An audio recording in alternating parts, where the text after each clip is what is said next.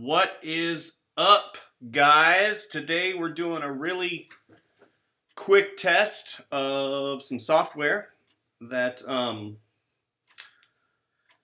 trying to kind of determine whether or not I'm going to use. It's called OBS. So this morning I'm going to do a really quick study, canvas size, width. We'll do 15. Of a bear. So this is something new for me. Hopefully you guys enjoy this. This is definitely out of my comfort zone. Today I'll be working in Photoshop. I work in Photoshop a lot. I probably work in Photoshop, I'd say, I don't know, 95% of the time. So yeah. So I again, you know, I've been working on a really consistent idea, you know, for a children's book about, you know, Frankenbeans and my whole bear idea, bear and gator idea. And I go through these little stints where I get overloaded with, you know, with a lot of work. And basically, what happens is I can't work on my own project, which I guess is it's not really a problem. I would never ever say that having work is a problem. But, you know, you always want to have some type of personal project going on. You know, whoops.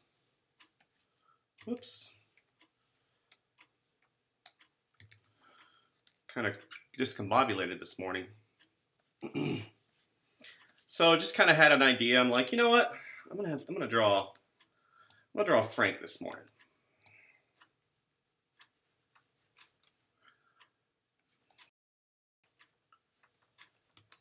Just a really quick, you know, I always say that, really quick drawing. I have to do a really quick drawing because I've got a huge project that's due. That's absolutely, I mean, it was due. It's been due for a while. It's just in this business, sometimes priorities change, and you basically have to roll with the punches. So right now, I'm working off my, I did a really, you know, really simplified thumbnail. I'm not gonna, I just looked at it like 3 times. I'm like, you know what, I think I'm gonna do something like that. I need to adjust the canvas size. We're gonna do 15. Okay, edit, fill. I like working on a gray background. A lot of you guys have seen, a lot of you guys have seen me work on a gray background. I like working on a gray background because it gives me that mid-tone to where I can put the darks in and I can put the lights in, highlights.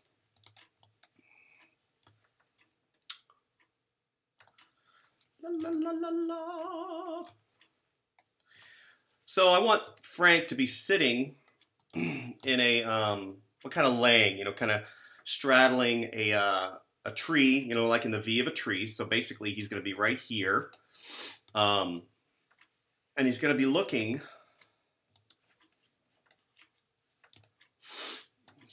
at a flower.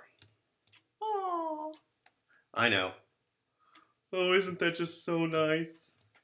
Why, yes, it is.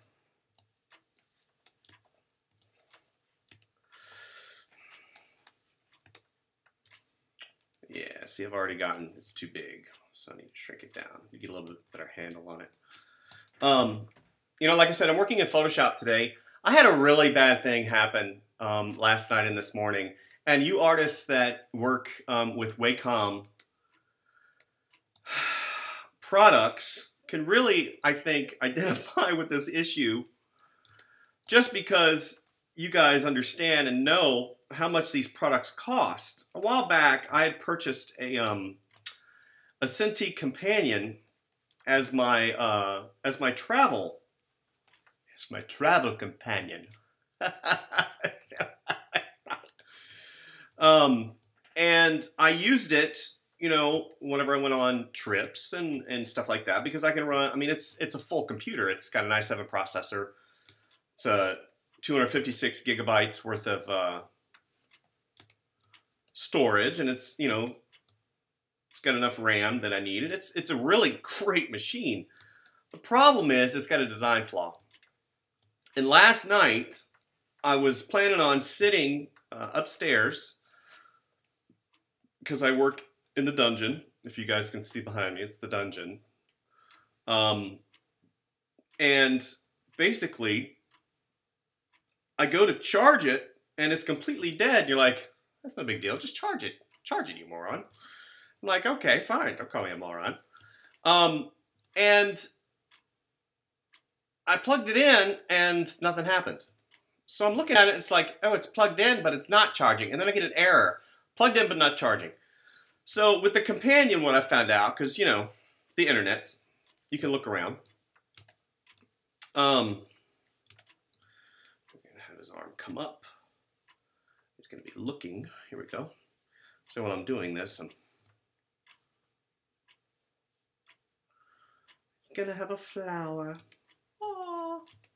See, I don't even know if that's going to work because I don't like the silhouette. So what you guys are going to basically see is me kind of finagle my way through this illustration while I'm experimenting with the live software and telling you a story about my dilemma with my sentient companion. Does that sound like a plan? Good. And, you know, I basically, I plugged it in and nothing happened. I'm like, what the heck? So I started looking at it, and I go online and I find out there's a design flaw in the plug that basically causes it to fail.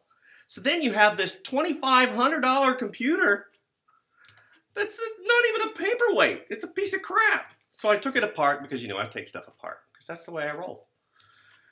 You know, if it doesn't work, it's not going to do anything for me anyway. So I'm going to take the $2,500 computer apart because that's the way I am.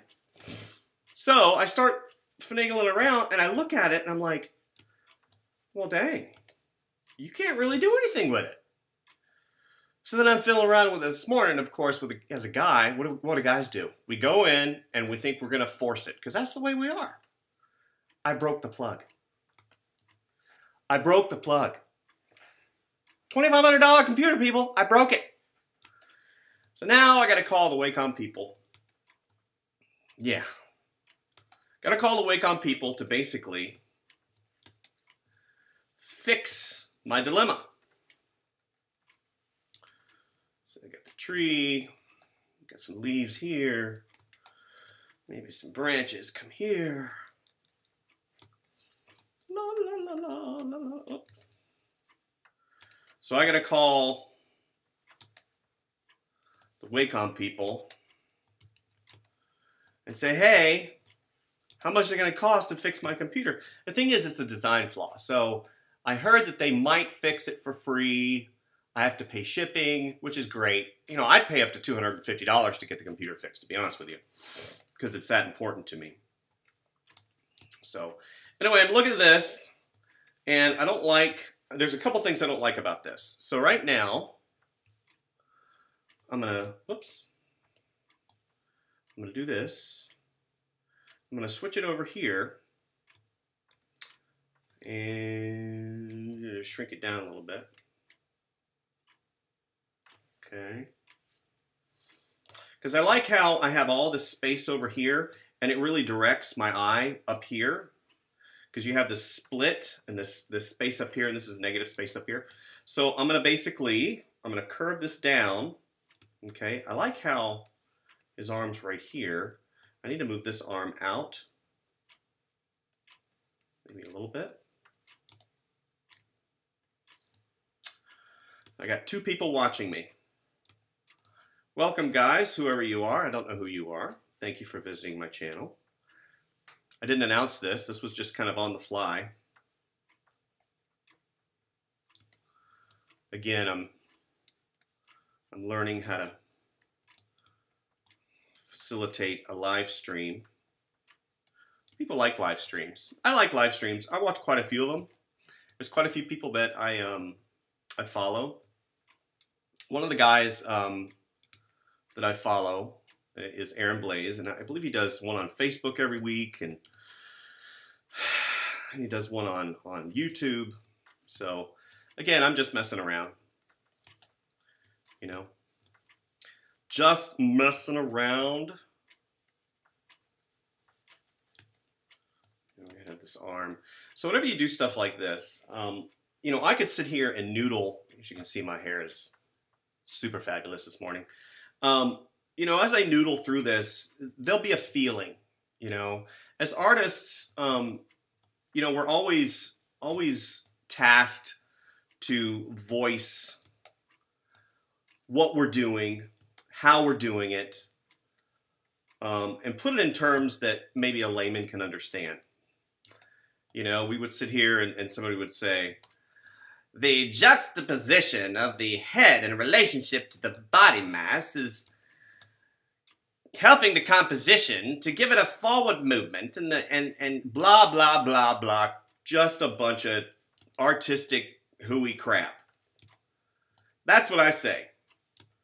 You know, fortunately, I do speak artist. Fortunately, I do understand the terminology behind what's going on. However, what you need to really understand as an artist, and especially in when you're doing stuff like this, is if you explain it like that, especially to a person that really, you know, doesn't understand those terms, you're going to lose them. So you have to what's called, you know, tug on the emotions. You have that feeling, you convey that feeling, that moment, that emotion. You know, you always want to have some type of emotion that, see, I need to have it go up a little bit like that. So I need to tilt it a little bit. There we go. Because his body mass is down here, and that's where the bulk of the weight is. So have it come here, it's going to go over that. So whenever you say something to somebody, in terms of artwork, a lot of times you should have some type of emotional context to it. You know, I did this piece because it made me feel a certain way, and I think that'll really pull them in a little bit better. See, I don't want to do that. Okay, so now I might get into the fun of creating.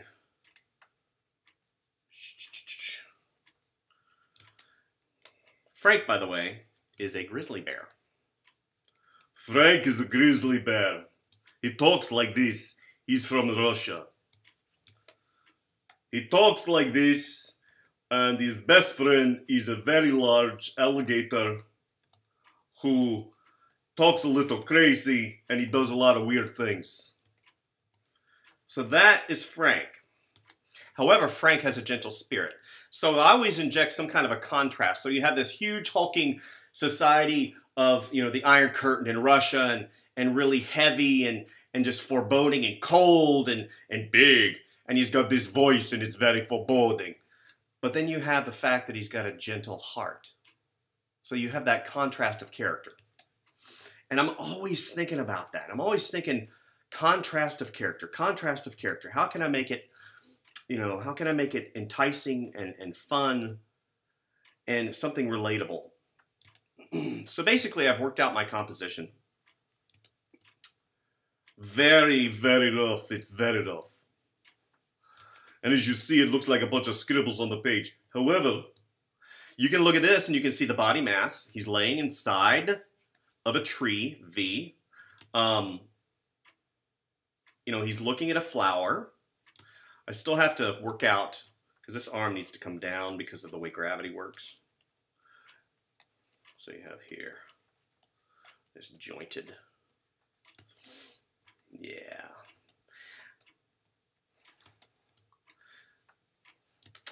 I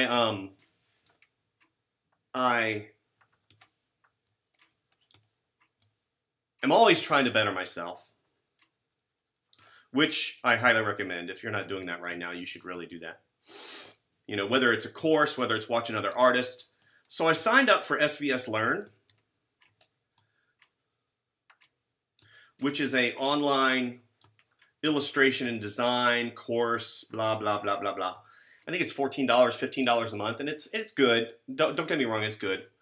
You know, when I was watching one of the illustrators that I like, Jake Parker, and he was drawing yesterday, man, just, it really, it gives insight into the way other people work.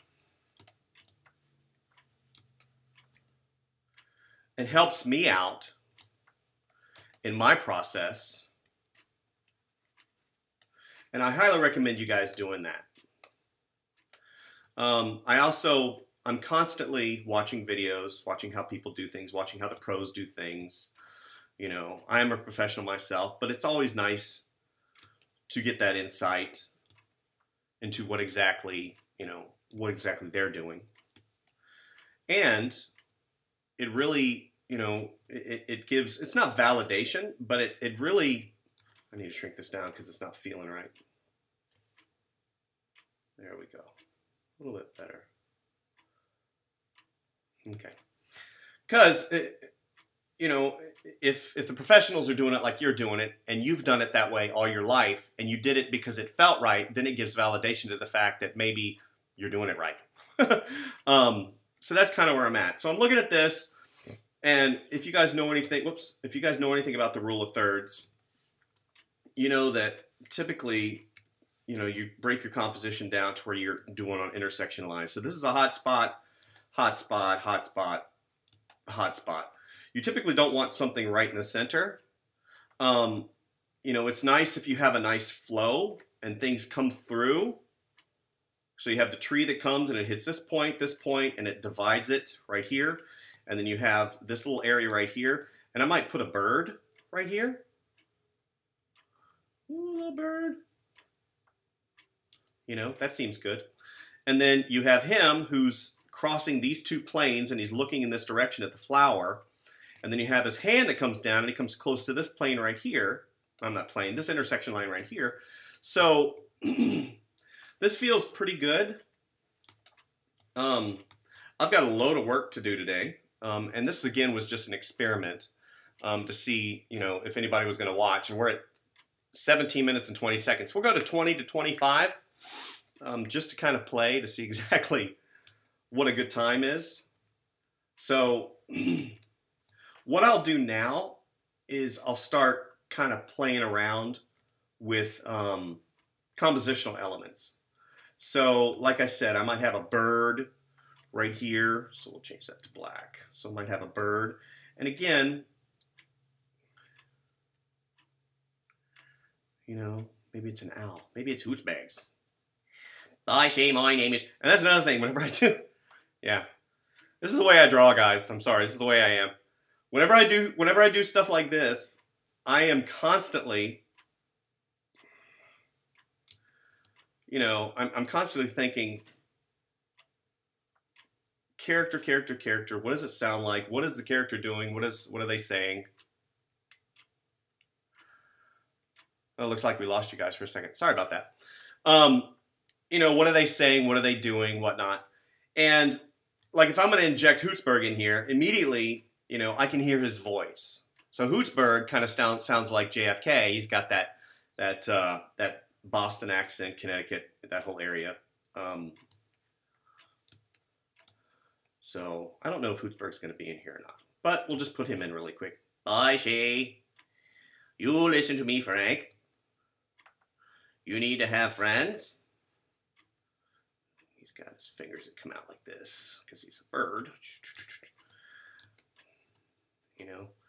It'd be funny. Maybe he's holding his cell phone.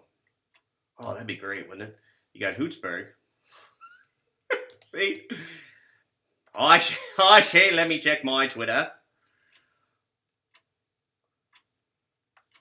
He's kind of sitting there. He's sitting on Frank's back. A little big. Let me shrink him down a little bit because I don't think I've ever seen an owl that is a third of the size of a grizzly bear, right? Hootsberg's he's checking his Twitter. Checking my Twitter. I've got a lot of I've got a lot of followers. Just fun. And that's what's great about drawing and art. You can pretty much do whatever you want. So I will continue to noodle. Oh, we had one person come and then they went. Oh well. So anyway, So what I'm going to do is, I'm not going to really continue right now, but what I will do is probably continue on time-lapse through the next couple days to kind of show you guys the process, and I'll post a video. I do have 2 videos coming out very soon. They're already done and completed. They're on my desktop, actually. Yeah, they're right here. Whoop, right there. And I'm just trying to figure out, you know, when the best time is for them, and you know, what I can do. Anyway, thank you too for showing up, and I appreciate it. I think next time I might do, I'm not sure if I can do comments.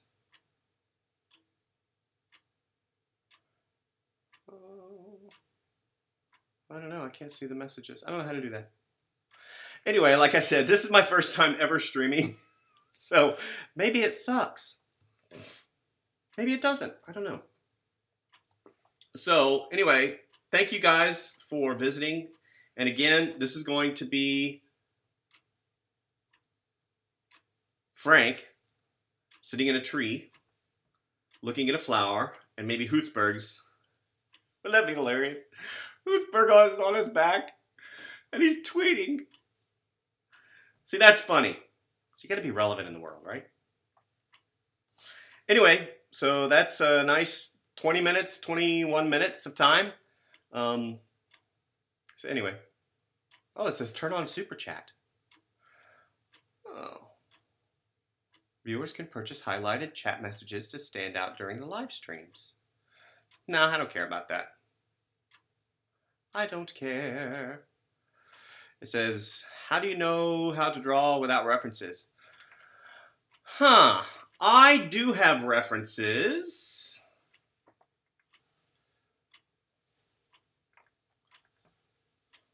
Of course, it helps, you know, you draw a ton.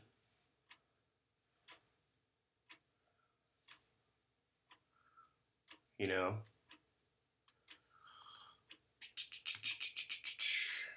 Yeah, like references like this. I like this. I have a whole bear archive that I pull from. But I've drawn bears a lot. I've drawn bears. I've drawn cats. I've drawn. Gosh, I mean, at the end of the day, if you look at it, whenever you do stuff like this, if you look at the bear, I mean, basically what he is, he's a big sack of potatoes. You know, he's got like, you know. He's got this whole sack right here. He's got a little sack right here. And then it's basically, you know, like a Michelin Man. And then you got this whole sock, like a whole, you ever had coins in a sock? And you swing it like this. So, you know, you have his arm that comes down like this and it's weighted. And you have this other arm and it's weighted at the bottom. You know? And you have this leg. And you just start thinking. And you draw. And you just start putting it together. You know, kind of looks like a sloth, doesn't it? So you basically put it together, and the more you draw, the better you'll get at it. I do use reference sometimes, but a lot of times, you know, I do a lot of private drawing, and I just kind of work through learning how to draw a specific animal. You know, before I went to college, I really worked on my line work. I worked on human anatomy, and it just takes time, and you have to do it every single day. And, you know, like whenever I'm doing stuff like this, I'm thinking 3-dimensionally. So this arm has volume, you know, Frank has volume. And then, you know, it helps to, you know, that you've drawn bears a lot, or it helps that you've drawn owls a lot. And anatomy is really, it's one of those things that kind of carries across different platforms. So bears have a clavicle, bears have an elbow, bears have fingers, bears have a nose and eye socket. So if you've drawn these things in skeletal masses a lot, then it kind of carries forth all the way through the different types of animals that you draw, you know, from dogs to, I mean, literally, it's just one of those things where you just keep drawing, and then it all kind of comes together as that feeling and what feels right.